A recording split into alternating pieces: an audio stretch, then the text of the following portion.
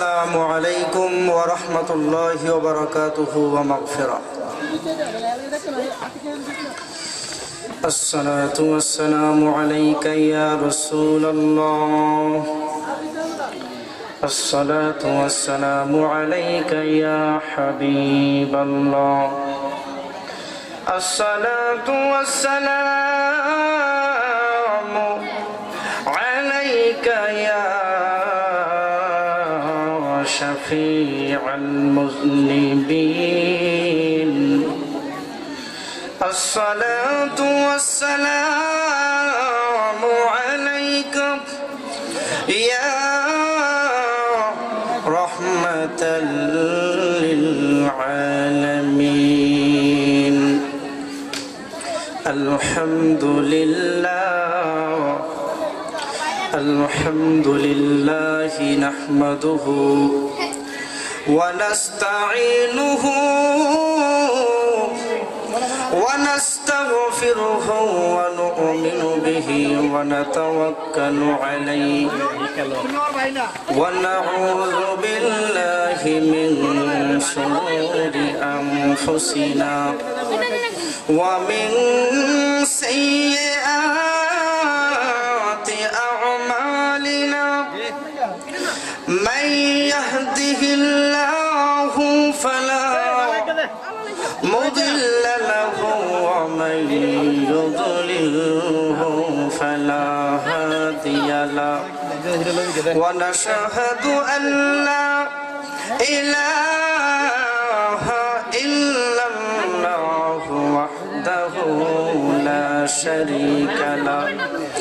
ونشهد أن سيدنا وسندنا وحبيبنا وحبيب ربنا وطبيبنا وطبيب قلوبنا ومولانا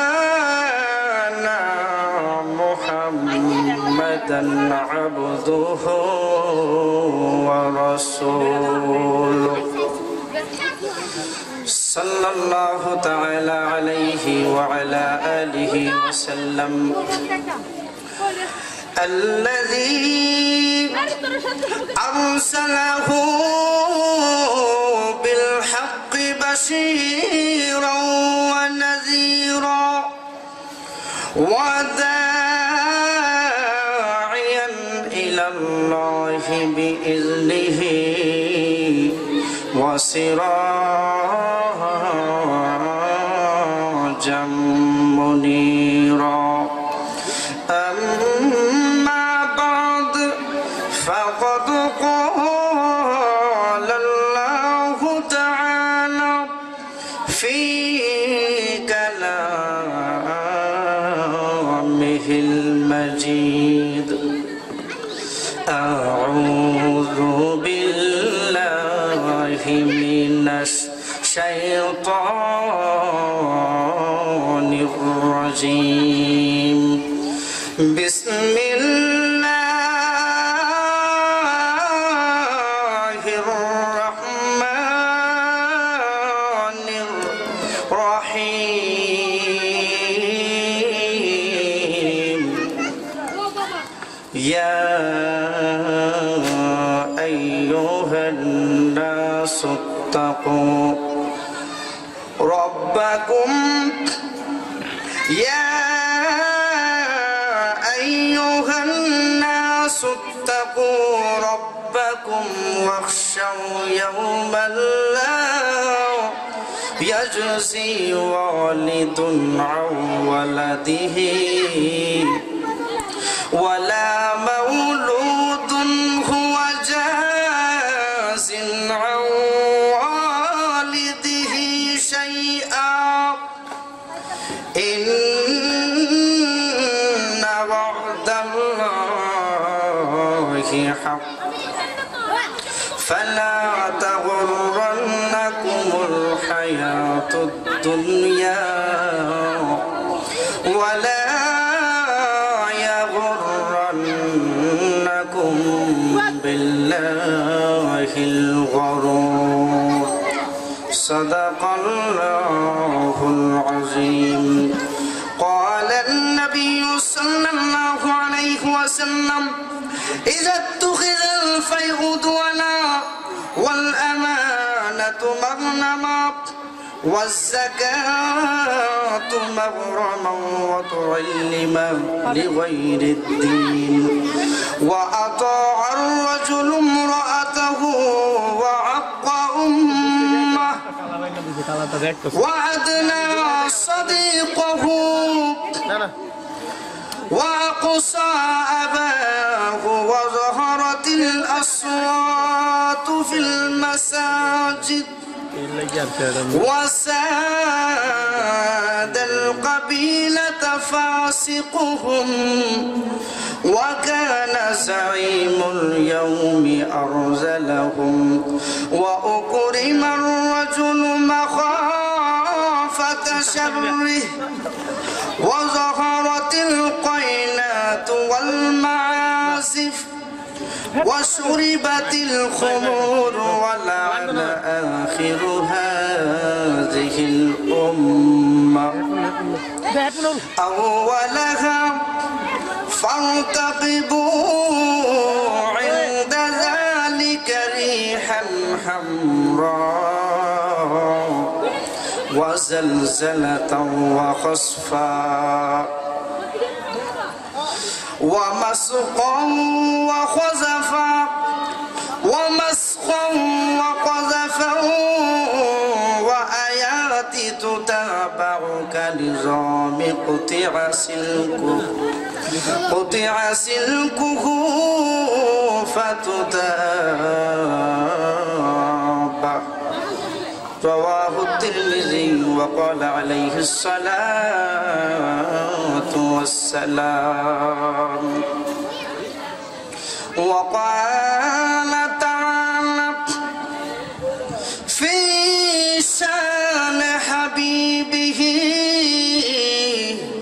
ومحبوبه ومعشوقه مخبرا وآمرا إن الله وملائكته يصلون على النبي يا أيها الذين آمنوا صلوا عليه وسلموا تسليما. اللهم صل على سيدنا مولانا محمد وعلى آل سيدنا مولانا محمد كلا گیا قبر مون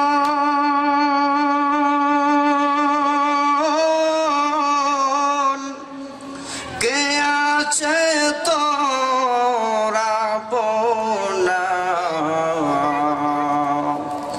বিপদের কান্ডারি নবীজি শুয়ে আছেন মদিনা।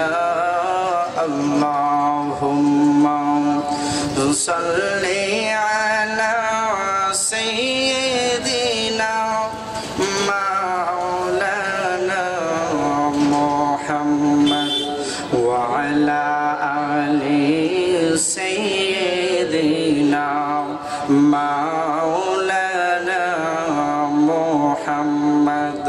লা ইলাহা ইল্লাল্লাহ লা ইলাহা ইল্লাল্লাহ লা ইলাহা ইল্লাল্লাহ লা ইলাহা লা ইলাহা ইল্লাল্লাহ লা ইলাহা ইল্লাল্লাহ লা ইলাহা ইল্লাল্লাহ লা ইলাহা ইল্লাল্লাহ লা ইলাহা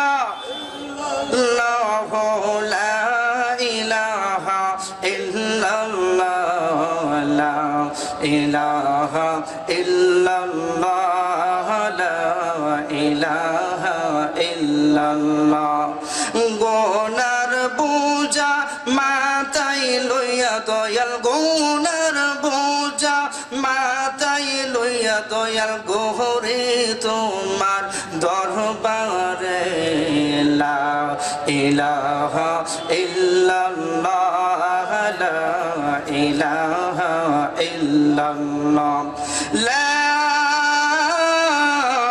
ইলাহা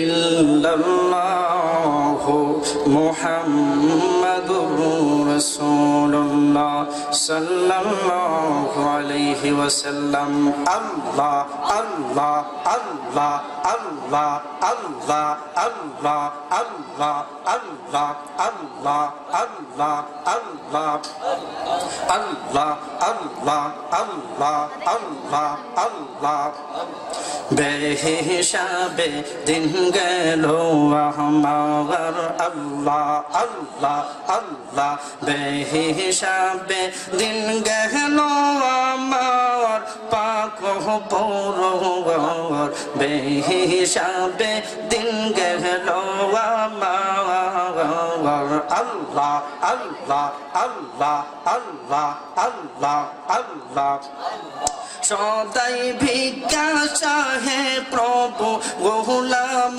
তোমার ভিক্ষা চাহিবার বার মাওলা মাফ করো মোদের আল্লাহ আল্লাহ আল্লাহ আল্লাহ অসংখ্য গো ও না করেছি নরকের পথ বেছে নিয়েছি মাশাআল্লাহ মারহাবা আল্লাহ আল্লাহ আল্লাহ অসংখ্য গো ও না করেছি নরকের পথ বেছে নিয়েছি দয়া করে মাফ করো গো গুনাহ আমরার ভিক্ষা চাই বারে বার দয়া করে মাফ করো গো গুনাহ আমরার মারহাবা আল্লাহ আল্লাহ আল্লাহ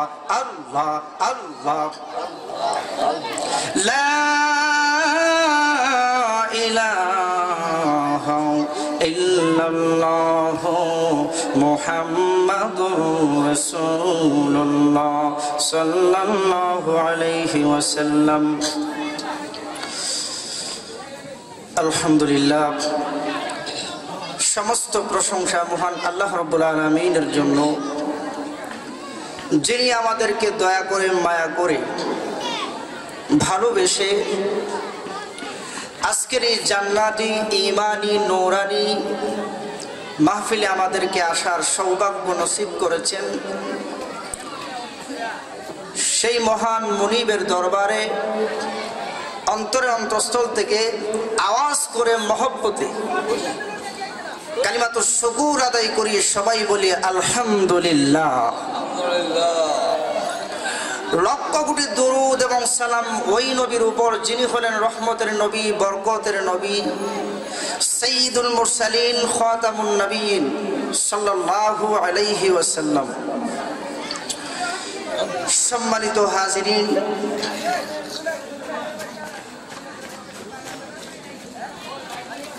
আজমপুর নূরে মদিনা যুব সংগঠনের উদ্যোগে 25শে ডিসেম্বর 2017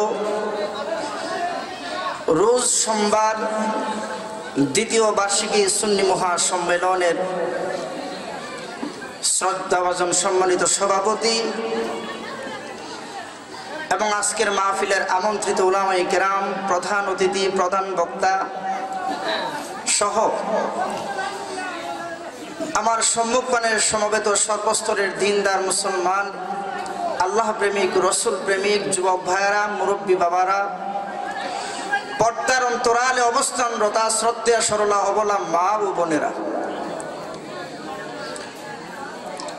মহান আল্লাহ রাব্বুল আলামিনের পবিত্র কোরআন শরীফ থেকে আমি আপনাদের সামনে একখানা আয়াতে কারিমা তিলাওয়াত করেছি। প্রসিদ্ধ গ্রন্থ তিরমিজি শরীফ থেকে একখানা হাদিস আমি আপনাদের সামনে পাঠ করেছি। যতটুকু সময় আমাকে দেওয়া হয়েছে ততটুকু সময়ের ভিতরে কুরআনে কারীমের সে আয়াত এবং নবীজি সাল্লাল্লাহু আলাইহি ওয়াসাল্লামের পবিত্র বাণী হাদিস শরীফের আলোকে আমি আপনাদের সামনে কিছু কথা তুলে ধরার চেষ্টা করব। কিছু কথা আপনাদেরকে আমলের নিয়তে বোঝাবার এবং আপনাদেরকে আমলের নিয়তে শুনবার আল্লাহ পাক যেন তৌফিক দান করেন। সকলেই বলুন আমিন। আমি আপনাদের সামনে পবিত্র কোরআন শরীফের যে আয়াতে কারিমা তিলাওয়াত করেছি, এই আয়াতের মধ্যে মহান আল্লাহ রাব্বুল আলামিন বলেন, হে মানবগণ, ইয়া আইয়ুহান নাস ইত্তাকু রাব্বাকুম, তোমাদের প্রতিপালককে ভয় করো। আর ওই দিনটাকে ভয় করো যেই দিন পিতা পুত্রের কাজে বা পুত্র পিতার কাজে লাগবে না, এবং আল্লাহর ওয়াদা সত্য, অনন্তর পার্থিব জীবন যেন তোমাদেরকে ধোঁকা দিতে না পারে। এই জন্য তোমরা সতর্ক থাকো, সাবধান থাকো। হাদিস শরীফের আলোকে যে কথাগুলি বলতে চাই, সেই হাদিসের মধ্যে আল্লাহর পয়গম্বর স্পষ্ট ভাষায় বলেছেন কিয়ামতের লক্ষণগুলো। আমি আপনাদেরকে জিজ্ঞাসা করি, যেই জমিনে আমরা বসা, এই জমিনটা কার? যেই আকাশের নিচে জমিনের উপরে আমরা বসে আছি, এই আকাশটা কার? আকাশ, জমিন, পাহাড়, পর্বত, নদী, নালা যা কিছু আছে সব কিছুই একমাত্র আল্লাহ। এই ঈমানটা যাদের আছে, আজকে তাদের সামনে আলোচনা। আর যাদের ভিতরে এই ঈমানটা নাই, তাদের সামনে আমার কোনো আলোচনাও নাই। যে আয়াতে কারিমা তিলাওয়াত করেছি, সেই আয়াতের মধ্যে আল্লাহ রাব্বুল আলামিন ঈমানদারদেরকে বলছেন, আল্লাহ রাব্বুল আলামিন মানব গোষ্ঠীকে ডেকে বলছেন, ও মানব গোষ্ঠী, ইত্তাকু রাব্বাকুম, তোমাদের প্রতিপালককে ভয় করো। এবং তোমাদের প্রতিপালককে ভয় করো, আর শয়তানের ধোঁকা হতে ফিরে থাকো। কিয়ামতের ময়দানে তোমাদের রবের কাছে সব কিছুর হিসাব দিতে হবে, এবং আল্লাহ যে আয়াত নাযিল করেছেন হিসাব নিবেন, এই কথাটাও সত্য। এই কথাটা এমনটা মনে করো না আল্লাহ দুনিয়াতে যা বলেছেন আখিরাতে তা হবে না। আল্লাহ পৃথিবীতে মানুষদেরকে যা ঘোষণা দিয়েছেন আখিরাতের দিবসে তা কোনটাই পালন করবেন না আল্লাহ, এমনটা তোমরা মনে করো না। বন্ধুরে আমার, এই পৃথিবীতে আমরা যারা আছি গো, এই পৃথিবীটা আমাদের চিরকাল থাকার জায়গা না। একদিন পৃথিবীতে ছিলাম না, আরেকদিন এই পৃথিবীতে থাকবো না। থাকবেন নি বাজান? এই পৃথিবীতে কেউ থাকবে না। একদিন সবাই মাটির নিচে চলে যেতে হবে। এই পৃথিবীতে আমরা নিজেরাই নিজে নিজে আসতে পারি নাই। এই পৃথিবীতে মহান আল্লাহ আমাদেরকে প্রেরণ করেছেন। আল্লাহ সৃষ্টি করে দুনিয়াতে আমাদেরকে দিয়েছেন। আমার এমন একদিন আসবে গো, যেই দিন এই মানুষগুলি থাকবে না। মানুষগুলোকে আল্লাহ রাব্বুল আলামিন যা দিয়েছেন, বাড়ি গাড়ি দেখো, নারী দেখো গো, একটাও এই পৃথিবীতে ওই মানুষটার আর থাকবে না। কত কষ্ট করে বিল্ডিং করেছে, রাজপ্রাসাদ করেছে, কত মানুষ কষ্ট করে ইমারত তৈরি করলো গো, মনের মতো কত বাড়ি তৈরি করেছে, আসেনি না? আসে না? পবিত্র কোরআন শরীফের মধ্যে বলেন আমার আল্লাহ সূরা কাফের অবলম্বনের মধ্যে বলেছেন, একজন বাদশা যুলকারনাইন নামের এই পৃথিবীতে আল্লাহ রাব্বুল আলামিন এমন একজন বাদশাকে আল্লাহ তাআলা পৃথিবীতে ক্ষমতা দিয়েছিলেন গো। ওই বাদশা এই পৃথিবীর একটা দেশের শুধু ক্ষমতা ছিল না, দুইটা দেশের ক্ষমতা ছিল না। এই পৃথিবীতে ওই বাদশাকে এমন ক্ষমতা দিলেন গো, ওই বাদশাকে আল্লাহ রাব্বুল আলামিন পৃথিবীর সূর্য উদয় থেকে নিয়ে সূর্য ডোবা পর্যন্ত সারাটা দুনিয়ার বাউন্ডারির ক্ষমতা আমার আল্লাহ ওই লোকটাকে দান করেছিলেন। সুবহানাল্লাহ বলেন। বন্ধুরে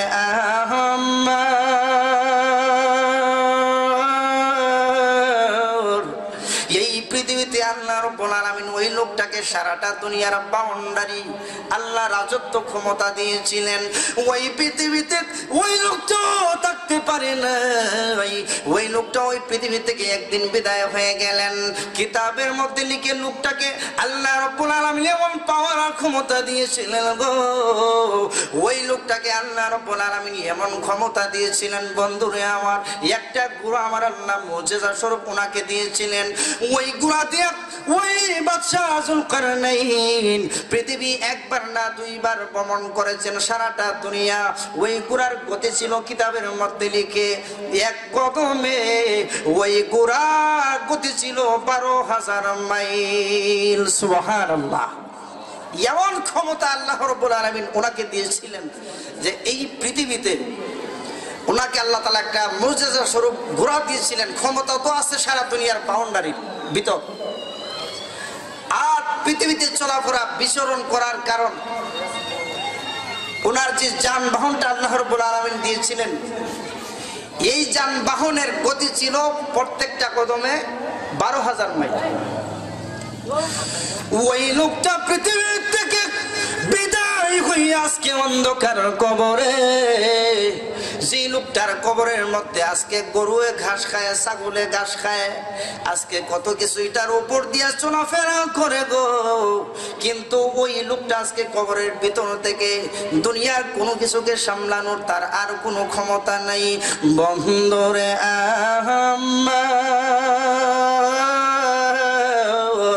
ওই লোকটার দুনিয়ার আর কোনো ক্ষমতা নাই। এই পৃথিবী থেকে বিদায় হয়ে গেছে, এই পৃথিবী থেকে বিদায় হওয়ার পরে তার ক্ষমতাও শেষ, রাজত্বও শেষ, বাড়ি গাড়ি ইমারত বিল্ডিং সব কিছু শেষ হয়ে গেল গো। ওই লোকটা শূন্য হাতে অন্ধকার কবরে চলে গেছে। ঠিক তেমনি ভাবে এই পৃথিবী থেকে যতটুকুই যা কিছুই তৈরি করে রাখুক না কেন, যত আনন্দ উল্লাসের ঘর মহল তৈরি করুক না কেন, এই পৃথিবী থেকে সবাই একদিন বিদায় নিতে হবে। কি বলেন, হবে কি হবে না? ওরে মন রে, কবর দেশের খবর নিলি না রে, ওরে মন রে, কবর দেশের খবর নিলি না রে। বন্ধুরে আমার ওই কবরের মধ্যে একে একে সময় পৃথিবী থেকে বিদায় হয়ে যেতে হবে, অতএব এই পৃথিবীতে কেউ থাকতে পারবে না। আমার আল্লাহ পবিত্র কোরআন শরীফের আয়াত নাযিল কইরা জানায়া দিলেন গো, ও দুনিয়ার মানুষেরা, ইত্তাকু, তোমরা তোমাদের প্রতিপালককে ভয় করো। কিয়ামতের কঠিন মাঠে আমার আল্লাহ প্রত্যেকটা মানুষের কাছ থেকে গো হিসাব নেবেন। বান্দা তুমি পৃথিবীর বুকে কি করেছো, জবাব দেরে বান্দা। ও বান্দা, পৃথিবীর বুকে আমি আল্লাহর নিয়ামত পাওয়ার পরে কি করেছো বান্দা, জবাব দাও। আমি আল্লাহ তোমাদেরকে সন্তানাদি মাল ধন সম্পদ আওলাদ দিলাম গো, এই সম্পদগুলি পাইয়া তুমি কি কাজে ব্যবহার করেছো জবাব দাও। ও বান্দা, কিয়ামতের ময়দানে আল্লাহর কাছে তোমার জবাব দিতে হবে। বন্ধুরে আমার, আল্লাহর উপর যদি আপনার ঈমান দৃঢ় বিশ্বাস থাকে, নবীর প্রতি যদি আপনার ঈমান থাকে, আল্লাহর পয়গম্বর বিশ্ব নবী ইরশাদ করেছেন, এই পৃথিবীর প্রত্যেকটা উম্মত, প্রত্যেকটা দায়িত্বশীল ব্যক্তিরা কিয়ামতের ময়দানে আল্লাহর কাছে জবাবদিহি করতে হবে। আল্লাহ রাব্বুল আলামিন বলবেন, রে পৃথিবীর মানুষেরা, আমি আল্লাহ তোমাদেরকে পৃথিবীর বুকে যা কিছু দিয়েছিলাম সব কিছু আমি আল্লাহর কাছে ব্যবহার করছো না করছো না, জবাব দাও রে বান্দা। ও বান্দা, তখন তুমি কি আল্লাহর কাছে জবাব দিবা গো? তখন আল্লাহর কাছে যদি জবাব তুমি দিতে না পারো, ওই কিয়ামতের কঠিন মাঠে তোমার অবস্থা সিরিয়াস হয়ে যাবে। বন্ধুরা রে, আমার আল্লাহ পবিত্র কোরআন শরীফের মধ্যে বলেন, নবী গো, অপরাধী যারা অপরাধ করে, যারা অপরাধী হয়ে যায়, কিয়ামতের কঠিন ময়দানে তারা আল্লাহর সামনে কি অবস্থা হবে, তাদের কি অবস্থা, তাদের রূপ ধারণ করবে। আল্লাহ রাব্বুল আলামিন কোরআনের আয়াত নাযিল করে দিলেন। আল্লাহ রাব্বুল আলামিন বলেন, ও আমার নবী, দয়াল নবী গো, কিয়ামতের ময়দানে যখন বান্দাগুলো দাঁড়াবে, জাহান্নামী যখন ঘোষণা হয়ে যাবে, এবার জাহান্নামের কিনারায় গিয়া গো, জাহান্নামের কিনারায় গিয়া জাহান্নামের অবস্থা দেখে লোকটা এবার কাঁদবে, চিৎকার করবে, আর জাহান্নামের দারোয়ানেরা জিজ্ঞাসা করবে, ও আল্লাহর বান্দা, তোমরা কোন নবীর উম্মত? তখন তারা বলবে, আমরা আখিরি জমানার নবীর উম্মত। আখিরি জমানার নবীর উম্মত, কেমনে তোমরা জাহান্নামের পারে আসছো? এবার দারোয়ানেরা যখন প্রশ্ন করবে বন্ধু, তখন ওই অপরাধীরা তাদেরকে বলবে, ও জাহান্নামের দারোয়ান, আমরা দুনিয়ার বুকে ওয়াজ মাহফিল শুনেছি, কোরআনের আলোচনা শুনেছি, আমরা তখন বিশ্বাস করি নাই, মনে করেছিলাম এই পৃথিবীর বুকে ওয়াজ যারা করেন তারা করবে তাদের পেশা, তাদের নেশা। দুনিয়ায় যারা যে সকল আলেম ওলামা আমাদের সামনে বয়ান করছেন গো, তখন আমরা ধিক্কার দিয়ে কানের মধ্যে দুইটা আঙ্গুল দিয়া ডাইক্কা রাখতাম, যেন আমাদের কানে কোনো আওয়াজ না আসে, তাদের কথাগুলি আমরা শুনতাম না। ওই সময় সত্য কথাগুলি তারা দারোয়ানের সামনে পেশ করবে। ওই দিন দারোয়ানের বলবে, আখিরি জামানার নবীর উম্মতেরা রে, কেন আজকে তোমরা হতভাগ্য হলে? কোরআনের কথা কেন শুনো নাই? নবী কি তোমাদের কাছে যাই নাই? কোন নবী আমাদের কাছে গেছেন, আলেম উলামা আমাদের কাছে গেছেন। এইভাবে প্রত্যেকটা লোকের কথা যখন বলতে থাকবে গো, এবার জাহান্নামের ওই অপরাধীরা, জাহান্নামবাসীরা জাহান্নামের কিনারায় দাঁড়াইয়া নিজে কাঁদবে, ক্রন্দন করবে, আর বলতে থাকবে, রে আফসোস, আজকে জাহান্নামের মধ্যে নিজের দোষে নিজে আসলাম। কিসের দোষে? ওয়াজ মাহফিলের দোষে, আলেম ওলামার দোষে না, নিজের দোষে। আজকে নিজের দোষে জাহান্নামের পারে আসলাম গো। এবার তারা ক্রন্দন করবে, কাঁদতে থাকবে, এবার তারা বলবে, আহারে আফসোস, আজকে জাহান্নাম আমরা নিজেরা স্বচক্ষে দেখতেছি, আজকে জাহান্নাম আমরা দেখতেছি, কি যে আফসোস, কি যে আযাব গো। জাহান্নামের ভিতরে যে কত ভয়ানক শাস্তি আর কত আযাব। আজকে জাহান্নামের যে অবস্থা দেখলাম, কেন রে দুনিয়ার বুকে দুইটা আঙ্গুল কানের ভিতরে ঢুকাইয়া কেন আমরা উপহাস করলাম, আর কেন কোরআন হাদিসের কথা শুনলাম না? ওই দিন কিয়ামতের মাঠে জাহান্নামের অবস্থা দেখে এবার জাহান্নামবাসীরা মহান আল্লাহর কাছে আবদার করবে, ফরিয়াদ করবে, রব্বানা, ও মায়ার আল্লাহ, দয়ার আল্লাহ গো,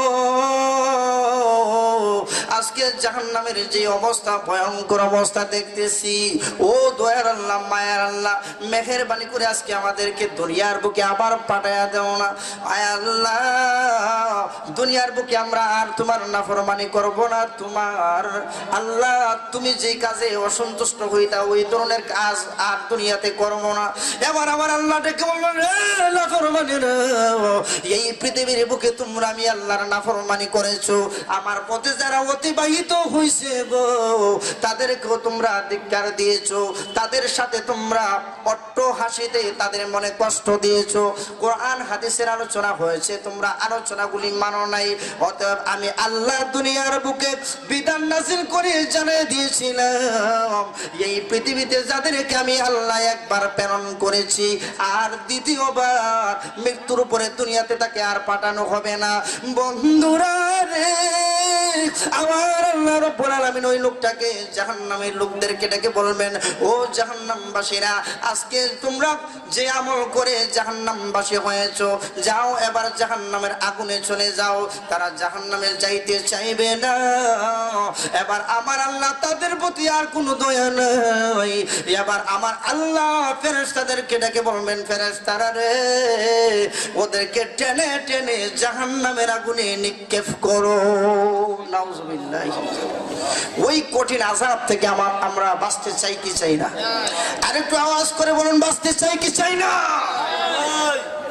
যদি ওই আগুন থেকে যদি আপনারা কেউ বাঁচতে চান, তাহলে হাদিস শরীফ থেকে যে কথাগুলি আপনাদেরকে বলবো একটু গভীর মনোযোগ দিয়ে শুনুন। নবীজি সাল্লাল্লাহু আলাইহি ওয়াসাল্লাম বলেন, এই পৃথিবীর বুকে একজন আল্লাহওয়ালা ব্যক্তি যদিও থাকে, সংখ্যায় মাত্র একজন, বাকি সব যদি মৃত্যুবরণ করে, যদি একজন আল্লাহওয়ালা লোক পৃথিবীতে থাকে, তাহলে এই দুনিয়াটা আল্লাহ রাব্বুল আলামিন কিয়ামত করবেন না। সুবহানাল্লাহ বলেন। এই পৃথিবীর বুকে একজন আল্লাহওয়ালা, আল্লাহ বলনেওয়ালা ব্যক্তি যদি থাকে, তাহলে দুনিয়া কিয়ামত করবেন না। আর যদি এরকম একজনও যদি না থাকে, তাহলে এই পৃথিবীটা আল্লাহ রাব্বুল আলামিন মুহূর্তের ভিতরে ধ্বংস করে দিবেন। কিয়ামতের লক্ষণগুলি আল্লাহ রাব্বুল আলামিন আমাদের নবী বিশ্ব নবী সাল্লাল্লাহু আলাইহি ওয়াসাল্লামকে জানায়া দিলেন, ওগো নবীজি, কিয়ামত কোন দিন হবে এই ডেটটা আমি আল্লাহ নিজের কাছেই রেখে দিয়েছি, কিন্তু দুনিয়ার মানুষকে বলে দেন কিয়ামত যে হবে, কিয়ামতের কিছু নিকটবর্তী সময়ে কিছু আলামত প্রকাশ পাবে। ওই আলামতগুলো যদি প্রকাশ পায়, তাহলে তাদেরকে বলে দিবেন তারা যেন বুঝে নেয় যে কিয়ামত আর বেশি দূরে না, অতি নিকটবর্তী। সেই কথাগুলি আমরা শুনতে চাই কি চাই না? তাহলে শুনুন, এবার আল্লাহ নবী বিশ্ব নবী সাল্লাল্লাহু আলাইহি ওয়াসাল্লাম হাদিস শরীফের মধ্যে বলেন, قال النبي صلى الله عليه وسلم اذا اتخذ الفيء دعلا। আপনার আমার নবী বিশ্ব নবী সাল্লাল্লাহু আলাইহি ওয়াসাল্লাম এবার কিয়ামতের বিভীষিকাময় আলামত সম্পর্কে আল্লাহ রাব্বুল আলামিনের বিধানগুলি বয়ান করতেছেন। যখন এই পৃথিবীতে কিয়ামত হবে, কিয়ামত হওয়ার নিকটবর্তী সময় এমন কিছু অঘটন ঘটবে, ও উম্মতেরা তোমরা সেই সময় বুঝে নিও আর কিয়ামত বেশি দূরে না, এই পৃথিবী আল্লাহ রাব্বুল আলামিন ধ্বংস করে দিবেন। সেই কিয়ামতের লক্ষণ কি? নবীজি সাল্লাল্লাহু আলাইহি ওয়াসাল্লাম বলেন, যখন তোমরা দেখবা জিহাদের জয়লাভ, জিহাদের জন্য যখন আহ্বান করা হবে, তখন লোকেরা জিহাদ থেকে পলায়ন করবে। নবীজি সাল্লাল্লাহু আলাইহি ওয়াসাল্লাম বলেন, যখন কিয়ামত নিকটবর্তী হবে, তখন মানুষ আল্লাহর বিধান একটি যাকাত, যারা সামর্থ্যবান ওই সকল ব্যক্তিরা তখন যাকাত দিতে দ্বিধাবোধ করবে, যাকাত দিতে চিন্তা করবে, মনে হবে তাদের কাছে যেন সেটা জরিমানা। তাদের কাছে সেটা কি মনে হবে? জরিমানা। আমাদের সমাজে এমন আসেনি না নাই? আমার ভাইয়েরা রাগ করতেছেন, এমন লোক আসেনি না নাই যারা আল্লাহর পক্ষ থেকে নিয়ামত পাওয়ার পরে যাকাত দেওয়ার সামর্থ্য হয়েছে, নেশাব পরিমাণ মালিক হয়েছে, এরপরও তারা যাকাত কিভাবে দিতে হয়, যাকাত দিবে তো দূরের কথা, কিভাবে দিতে হয় সেই কথাগুলিও জানার জন্য কোনো হুজুরের কাছে যায় না। নবীজি সাল্লাল্লাহু আলাইহি ওয়াসাল্লাম বলেন, এমন একটা সময় আসবে যেই দিন মানুষেরা যারা সামর্থ্যবান তাদের উপর যাকাতটা মনে হবে জরিমানা। কি মনে হবে? জরিমানা। এরপরে নবীজি সাল্লাল্লাহু আলাইহি ওয়াসাল্লাম বলেন, ও আমার উম্মতেরা, এই পৃথিবীতে যখন কিয়ামত নিকটবর্তী হবে তখন এই পৃথিবীর মানুষেরা কোরআন হাদিসের আলোচনা শোনার জন্য মন চাইবে না। ধর্মীয় উদ্দেশ্য না হইয়া অন্য কিছু উদ্দেশ্যে তারা পালন করবে। এই পৃথিবীতে ধর্মীয় ধর্ম ব্যবসায়িক একদলের আছে, নাম দেয় মুসলমান, নাম দেয় আমি ইমানদার, কিন্তু তারা নাম দেয় ঠিক কিন্তু নামাজ পড়বে না। আসেনি না নাই? আপনারা কি কষ্ট পাইতেছেন? আমাদের সমাজের মধ্যে এমন লোক আসেনি না নাই? নবীর জন্য জীবন দিতে রাজি কিন্তু নামাজ পড়তে রাজি না। নবীর জন্য জীবন দিতে রাজি কিন্তু যাকাত দিতে রাজি না। নবীর জন্য জীবন দিতে রাজি কিন্তু মাথায় টুপি দিতে রাজি না। আসেনি না নাই? বাজানো রাগ করতেছেন? এই পৃথিবীতে এমন কিছু লোক আছে নবীর জন্য জীবন দিতে রাজি কিন্তু লম্বা জামা পরিধান করতে রাজি না। বন্ধুরে আমার, ও বাবারা আমার, এই পৃথিবীটা যখন কিয়ামত করবেন গো, তখন এই পৃথিবীতে এমন অবস্থাটা হবে মানুষ মাথার মধ্যে টুপি দিবে না, লম্বা জামা পরিধান করবে না। বন্ধুরে আমার, এগুলা তো পরিধান করবে না, বরং আরো সমালোচনা করবে, বলবে মোল্লা যে বলে মাথায় টুপি দিতে হবে গো, পোশাকের তো কোনো ব্যাদ নাই, পোশাকের কোনো বিকল্প নাই। নাউজুবিল্লাহ বলেন। তো পোশাকের নাকি কোনো বিকল্প নাই। আমার ভাইয়েরা বন্ধুরা, এই পৃথিবীতে আদম আলাইহিস সালাতু ওয়াস সালাম থেকে নিয়ে কিয়ামত পর্যন্ত মানুষ আসবে। মানুষ আল্লাহর বিধান পালন করার জন্য তাদের উপর আল্লাহ রাব্বুল আলামিনের হুকুম হয়েছে, তারা বিধান পালন করবে। এই পৃথিবীতে যেমন আল্লাহর বিধান পালন করনেওয়ালা লোক থাকবে, ঠিক তেমনি ভাবে তাদেরকে নষ্ট করার জন্য একদল শয়তানও বসবাস করবে। এখন কোন বিধানটা পালন করবে, কোন বিধানটা পালন করা যাবে না, তারা কোন পোশাক পরিধান করতে হবে, কোন পোশাক পরিধান করতে পারবে না, তারা নামাজ পড়তে হবে, কোন জিনিসের পূজা করা যাবে না, তারা কি করতে হবে, এই কথাগুলি আল্লাহর পক্ষ থেকে আল্লাহ রাব্বুল আলামিন নবীগণ আলেম উলামাদেরকে দায়িত্ব দিয়া মানুষদেরকে জানায় দেওয়ার জন্য নিয়োগ করে রাখলেন। চিৎকার দিয়ে বলুন সুবহানাল্লাহি ওয়া বিহামদিহি। তো এই পৃথিবীতে মানুষদেরকে সঠিক পথে নেওয়ার জন্য আল্লাহর পক্ষ থেকে নির্ধারিত একদল নবী পয়গম্বর, এবং তারা যখন পৃথিবীর থেকে নবুয়ত শেষ হয়ে যাবে, নবুয়তের খতম যখন হয়ে যাবে, তারপরে এই নবুয়তের কথাগুলি আঁকড়িয়ে ধরবেন, মানব জাতির কাছে পৌঁছায় দিবেন। তারা হলো আল্লাহর নবীদের ওয়ারিস হযরত উলামায়ে কেরাম। সুবহানাল্লাহ। উলামায়ে কেরাম এই পৃথিবীর বুকে মানুষদেরকে কোরআনের দাওয়াত দিচ্ছে। যতদিন না পর্যন্ত এই পৃথিবীর কিয়ামতগুলি পুরোপুরি ভাবে প্রকাশিত না হয়, ততদিন পর্যন্ত আল্লাহর এই জমিনের ভিতরে দ্বীনের দাওয়াত চলছে এবং চলতেই থাকবে। এই পৃথিবীতে এটা এমন একটা আলো স্বরূপ, এই আলোর মধ্যে যারা হাত দেবে, খোদার কসম করে বলি, ওই আলোর কোনো কিছুই হবে না, ওই মানুষটা আলোর মধ্যে পুরো সারকার হয়ে যাবে। কি বলেন, কথাটা ঠিক কিনা? ঠিক না? আল্লাহ রাব্বুল আলামিন এই পৃথিবীতে কোরআন, আল্লাহ রাব্বুল আলামিন আমাদেরকে জীবন বিধান দিয়েছেন। জ্বলন্ত প্রমাণ হলো আমাদের জন্য আল কোরআন, জীবন্ত কোরআন হলো আল কোরআন। আল্লাহ রাব্বুল আলামিন বলেন, ও নবী গো, দুনিয়ার মানুষদেরকে জানায় দেন আমি আল্লাহ কোরআন শরীফ তাদেরকে দিয়েছি, এই কোরআনের হেফাজত স্বয়ং আমি আল্লাহ নিয়েছি। সুবহানাল্লাহ বলেন। এই পৃথিবীতে বন্ধুরা রে, এই পৃথিবীতে এমন কিছু জাতি ছিল গো, ওই জাতিগুলি এই পৃথিবীর বুকে তারা তাদের কিতাবগুলি ধ্বংস করে দিয়েছে। তারা তাদের কিতাবগুলি আর কিতাব আকারে রাখে নাই, নিজের মন গড়া ভাবে তারা মাসালা বয়ান করতে করতে গো নিজের আর কিতাব তারা ধ্বংস করে দিয়েছে। এইভাবে আল্লাহ রাব্বুল আলামিন গো এই পৃথিবীতে কিতাব যারা ধ্বংস করে দিয়েছে, এরা নিঃসন্দেহে পথভ্রষ্টকারী ইহুদিরা। অতএব এই আল্লাহ রাব্বুল আলামিনের এই কথার দ্বারা প্রমাণিত হয় ইহুদিরা পথভ্রষ্ট, খ্রিস্টানরা পথভ্রষ্ট, হিন্দু যারা দেবতার পূজা করে তারাও পথভ্রষ্ট। বন্ধুরা রে আমার, একমাত্র পথভ্রষ্ট নয় তারা যারা মহান আল্লাহ রাব্বুল আলামিনের সত্য গ্রন্থকে যারা আঁকড়িয়ে ধরেছে।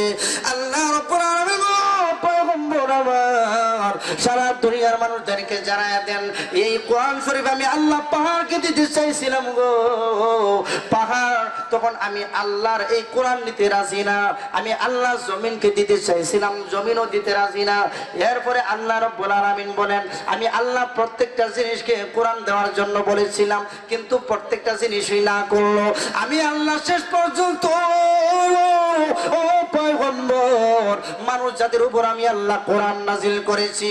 এই কোরআন মানব জাতি কেমনে সহ্য করবে গো ও নবী? আমি আল্লাহ তাদের উপর ভার দেই নাই। এই কোরআনের ওজন আমি আল্লাহ মানব জাতির কাছে দেই নাই গো নবী। আমি আল্লাহ তার ওজনটা আমি আল্লাহর কুদরতের কাছে রেখে দিয়েছি। এই কোরআন শরীফের ওজন মহান আল্লাহর কাছে রেখে দিয়েছেন। আল্লাহ রাব্বুল আলামিন বলেন, এই কোরআন শরীফ এমন এক কোরআন, যে কোরআন সকল ঈমানদারের জন্য মহা এক ঔষধ। সুবহানাল্লাহ বলেন। এই কোরআন শরীফ সকল ঈমানদারদের জন্য কি মহা এক ঔষধ। আমার ভাইয়েরা বন্ধুরা, কিয়ামতের কথাগুলি যদি বিশ্বাস করে থাকেন, তাহলে এখন আমাদের করণীয় কি? নামাজ ছাড়ন যাইব, নামাজ ছাড়ন যাইব। আল্লাহকে ভয় করার মানে কি? সুদ খাওয়ান যাইব। আল্লাহকে ভয় করো তার মানে কি? জিনা করন যাইব। এক কথায় কোন ধরনের পাপ বা গুনার কাজ করা যাবে না। আল্লাহকে যদি আপনি ভয় করেন, তাহলে আল্লাহ রাব্বুল আলামিন যে বিধানগুলি দিয়েছেন সেই বিধানগুলি আপনার এবং আমাকে মানতে হবে। কি বলেন, ঠিক কিনা? ঠিক না? আল্লাহ রাব্বুল আলামিন পবিত্র কোরআন শরীফের ওজন মানুষের কাছে দেন নাই গো। এই কোরআন শরীফের ওজন আমার আল্লাহর কাছে রেখে দিয়েছেন। আমার বন্ধুরা গো, এবার প্রশ্ন থাকতে পারে, হুজুর আল্লাহর কাছে যদি কোরআনের ওজন থেকে থাকে, তাহলে এখন আমরা কোরআনের সংরক্ষণ কিভাবে করব? কোরআনের সংরক্ষণ আল্লাহ বলেছেন কোরআনের হেফাজত করো। এবার কোরআনের হেফাজত করার মানে কি? কোরআন হেফাজত করার মানে হলো, তুমি যদি জান্নাতে যাইতে চাও, এই কোরআনকে আঁকড়িয়ে ধরো। এই কোরআন তোমাকে জান্নাতের রাস্তা দেখায় দিবে। তুমি যদি আল্লাহকে চাও, তাহলে এই কোরআনকে আঁকড়িয়ে ধরো, তাহলে তুমি আল্লাহর দর্শন দিদার লাভ করবে। তুমি যদি জান্নাতে যাইতে চাও, এই কোরআনকে আঁকড়িয়ে ধরো। এবার আল্লাহ যে বললেন আঁকড়িয়ে ধরো, তার মানে কি? আঁকড়িয়ে ধরার মানে হলো, এই কোরআন শরীফের যে বিধানগুলি আল্লাহ নাযিল করেছেন, এই বিধানগুলি প্রত্যেককেই মানা। এই বিধানগুলি প্রত্যেকটা ব্যক্তিকে কি করতে হবে? মানতে হবে। এই মানাটাই হলো সংরক্ষণ করা, আঁকড়িয়ে ধরা। আপনার বাবা যদি আপনাকে বলে, বাবা রে তুমি দোকান থেকে গিয়া আমার জন্য কিছু পান নিয়ে আসো, এখন আপনি যদি বাবার কথা অমান্য করেন আর যদি বলেন বাবা আমি আপনাকে মহব্বত করি বা ভালোবাসি, তাহলে আপনারা কি বলেন এই ভালোবাসাটা সঠিক? বাবার কথা যে সন্তান মানে না, সে যেমন ভাবে বাবার প্রকৃত পাত্র হতে পারে না, বাবার আশেক হতে পারে না, সে যেমন বেয়াদব সন্তান, ঠিক তেমনি ভাবে এই পৃথিবীতে যারা আল্লাহর কোরআনকে আঁকড়িয়ে ধরবে না, ঠিক তেমনি ভাবে তারা যদি বলে আমরা কোরআনওয়ালা, তারা যদি বলে আমরা ধর্মওয়ালা, তারা যদি বলে আমরা আল্লাহওয়ালা, ঠিক তেমনি ভাবে তারাও বেয়াদবের দল। কি বলেন, ঠিক কিনা? ঠিক না? তাহলে এই পৃথিবীতে এক দল কোরআনকে নিজের উপকারের জন্য নাম দেয়, কিন্তু মানতে রাজি না। আল্লাহ রাব্বুল আলামিন বলেন এই কোরআনের হেফাজত তোমরা করো, কোরআনের সংরক্ষণ তোমরা করো আমলের মাধ্যমে। এখন আল্লাহ রাব্বুল আলামিনের পক্ষ থেকে আমাদেরকে আমল কি দিয়েছেন? আল্লাহর পক্ষ থেকে আমল দিয়েছেন নামাজ পড়তে হবে। ইসলামের 5টা স্তম্ভ আছে, এগুলো হলো মূল স্তম্ভ। 1 নাম্বার হলো আপনি বিশ্বাস করতে হবে আল্লাহ ছাড়া আর কোন মাবুদ নাই। আপনাকে বিশ্বাস করতে হবে এই পৃথিবীতে আল্লাহ পাক আমাকে 5 ওয়াক্ত নামাজ ফরজ করেছেন, অতএব 5 ওয়াক্ত নামাজ আমার উপর পড়া ফরজ, আমার আত্মীয় স্বজন যারা আছে প্রত্যেকটা ব্যক্তির উপরই ফরজ, অতএব নামাজ আপনাকে পড়তে হবে। দ্বিতীয় নাম্বার হলো আপনার সামর্থ্য থাকলে আপনার যাকাত দিতে হবে। তৃতীয় নাম্বার হলো আপনার সামর্থ্য থাকলে আপনি আল্লাহর ঘর খানায় কাবা তাওয়াফ করতে হবে তথা হজ করতে হবে। এইভাবে আরেকটা নম্বর আল্লাহ পাকের এই স্তম্ভ হলো রোজা। রমজান মাসে আল্লাহ রাব্বুল আলামিন প্রত্যেকটা ঈমানদার নর এবং নারীর উপর রোজা ফরজ করেছেন। অতএব ঈমানদার ব্যক্তিরা তারা রমজান মাসের রোজা পালন করবে। এই পাঁচটা স্তম্ভ যাদের মধ্যে পাওয়া যায়, এই পাঁচটা কাজ যাদের মধ্যে পাওয়া যায়, আমরা সামাজিকভাবে তাকে ধরে নিতে পারি এই লোকটা নিঃসন্দেহে ঈমানদার। এই লোকটা নিঃসন্দেহে কি? ঈমানদার।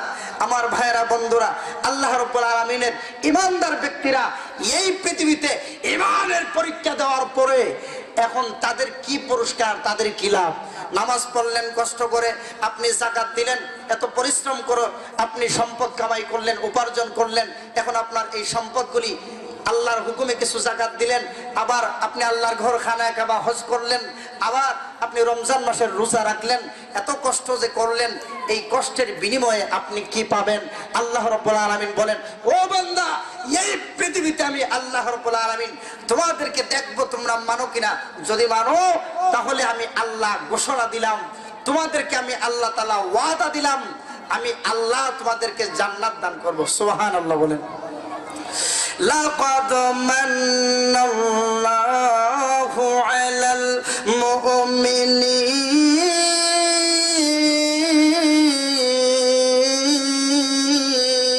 আল্লাহু আকবার বলেন। ইন্নাল্লাহা আশতারা মিনাল মুমিনিন আনফুসাহুম ওয়া আমওয়ালাহুম বিআন্না লাহুমুল জান্নাহ। আল্লাহ রাব্বুল আলামিন বলেন, ইন্নাল্লাহা আশতারা মিনাল মুমিনিন। আল্লাহ বলেন, নিশ্চয়ই মহান আল্লাহ মুমিনদের থেকে ক্রয় করেছেন। মুমিনদের থেকে কি করেছেন? ক্রয় করেছেন। আনফুসাহুম ওয়া আমওয়ালাহুম, তাদের জান এবং মাল। এখন আপনাদের প্রশ্ন থাকবে, হুজুর আল্লাহ মানুষদের থেকে জান এবং মালকে ক্রয় করলেন। মানুষ বলে, আল্লাহ ইন্না সালাতি, আমার নামাজ, অনুসুকি ও মাহিয়া ও মামাতি লিল্লাহি রাব্বিল আলামিন, আমার কুরবানি, আমার জীবন, আমার মরণ সবকিছু তোমার জন্য। আল্লাহ বলেন, যারা তার জান এবং মালকে আমি আল্লাহর জন্য দিয়ে দিল, আমি আল্লাহ ওয়াদা করলাম ওই ব্যক্তিটাকে আমি আল্লাহ জান্নাতের মেহমান না বানায়া ওই লোকটাকে আমি আল্লাহ ছাড়ব না। সুবহানাল্লাহ বলেন। আরেকটা আওয়াজ করে বলুন সুবহানাল্লাহ। সুবহানাল্লাহ কইলে কি ভাই ক্ষতি না লাভ? সুবহানাল্লাহ বললে কি হয়? সুবহানাল্লাহ যে ব্যক্তি বলবে ইখলাসের সহিত মহব্বতে, ওই ব্যক্তির জন্য জান্নাতের ভিতরে আল্লাহ রাব্বুল আলামিন একটা জান্নাতি গাছ তার প্রাসাদের সামনে আল্লাহ তাআলা তৈরি করে দিবেন। সুবহানাল্লাহ বলে। আজকে মিয়া এই পৃথিবীর বুকে আপনার বাড়িকে সাজানোর জন্য আপনি কতই না কিছু করলেন, আপনি কত সৌন্দর্য খোঁজ করলেন, কিন্তু জান্নাতের বাড়িটা আপনার কেমন হবে সেটার খবর কি আপনি নিবেন না? জান্নাতের অবস্থাটা কি? বন্ধুরে আমার জান্নাতের অবস্থা, আমার আল্লাহ বলেন, নবী গো, জান্নাতীরা যখন জান্নাতের ভিতরে প্রবেশ করবে, ও আমার নবী, দয়াল নবী গো, জান্নাতীরা যখন জান্নাতের ভিতরে প্রবেশ করবে, জান্নাতীরা জান্নাতের ভিতরে প্রবেশ করার পরে একজন ফেরেশতা ঘোষণা দিয়া বলবে, ও জান্নাতবাসী গো, এই জান্নাতের ভিতরে আপনারা আগমন করেছেন, জান্নাতের ভিতরে আল্লাহর দয়ায় প্রবেশ করেছেন। এবার শুনুন, আল্লাহ আপনাদের জন্য এই জান্নাতের ভিতরে কি রেখেছেন। এবার আমার আল্লাহ এই জান্নাতের ভিতরে গো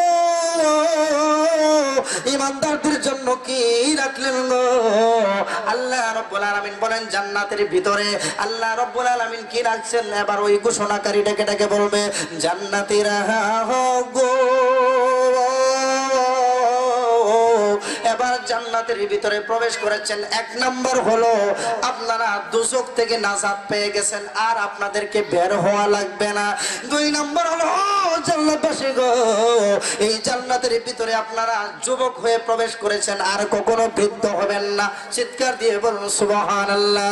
বন্ধুরা রে, এবার জান্নাতের ভিতরে ওই ফেরেশতা ঘোষণা দিয়ে আরো কিছু বলবেন, ও জান্নাতবাসীগণ, জান্নাতের ভিতরে আপনারা প্রবেশ করেছেন, আর কোনদিন এই জান্নাতের ভিতরে অসুস্থ হবেন না। এই জান্নাতের ভিতরে প্রবেশ করেছেন গো, আর কোনদিন আপনাদের মরণ হবে না। সুবহানাল্লাহ বলেন। আমার ভাইরা বন্ধুরা, এই পৃথিবীর বুকে মানুষ বুড়া হতে চায় না, এর প্রমাণ আমার কাছে বহু আছে। আমি অনেক মুরব্বী বাবাদেরকে জিজ্ঞাসা করলাম যে আব্বাজান, আপনার মুখে যে দাড়ি নেই, আপনার কি দাড়ি ওঠে না? লোকটা জবাবে বলল, হুজুর আমার মুখে দাড়ি ওঠে কিন্তু আমি দাড়ি রাখি না। তা আপনি কেন রাখেন না? দাড়ি যদি আমি রাখি তাহলে আমাকে একদম বুড়া মনে হয়, দাড়িটা যদি আমি ফেলে দিই তাহলে আমার কাছে জোয়ান মনে হয়। নাউজুবিল্লাহ বলেন। এই খাহেসাতের জন্য লোকটা দাড়ি ফেলে দেয়।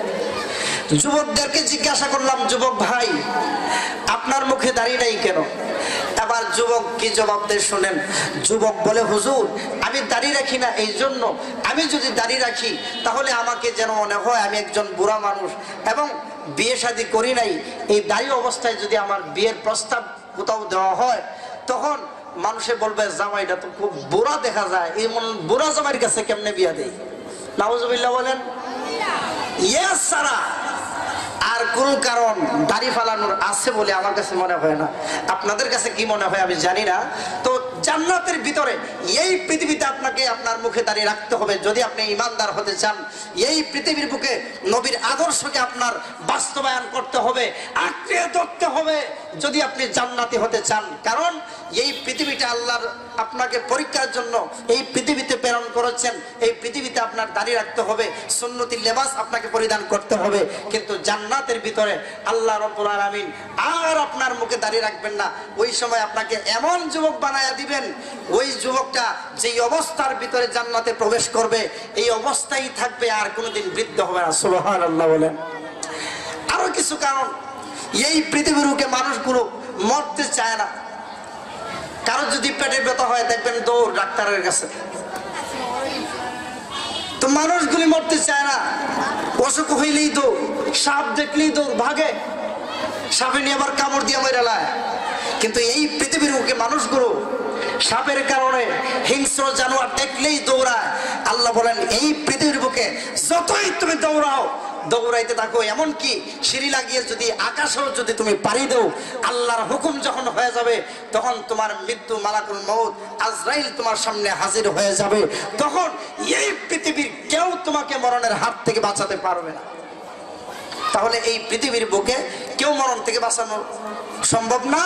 আল্লাহ রাব্বুল আলামিন বলেন, ও বান্দারা, এই পৃথিবীর বুকে যখন আমি আল্লাহ তোমাদের রবের প্রতিপালকের গোলামি যখন করবে তখন তোমাদের রব তোমাদের প্রতি সন্তুষ্ট হইয়া এমন জান্নাতে প্রবেশ করাবেন যে জান্নাতের নাজ নিয়ামত ভোগ করবা, কোনোদিন বুড়া হইবা না, আর কোনোদিন তোমাদের মৃত্যুবরণ হবে না। সুবহানাল্লাহ বলেন।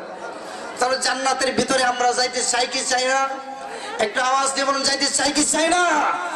জান্নাতের ভিতরে আমরা সবাই যাইতে চাই। জান্নাতের ভিতরে যদি আমরা সবাই যাইতে চাই তাহলে নামাজ পড়তে আমরা রাজি আছি না নাই? ঠিক আগামীকাল থেকে ধরবেন না, এখন থেকে ধরার দরকার। জান্নাতের বয়ান যখন নবীজি সাল্লাল্লাহু আলাইহি ওয়াসাল্লাম সাহাবায়ে কেরামের সামনে যখন বয়ান করতেন, সাহাবায়ে কেরাম জান্নাতের জন্য পাগল হয়ে যেতেন।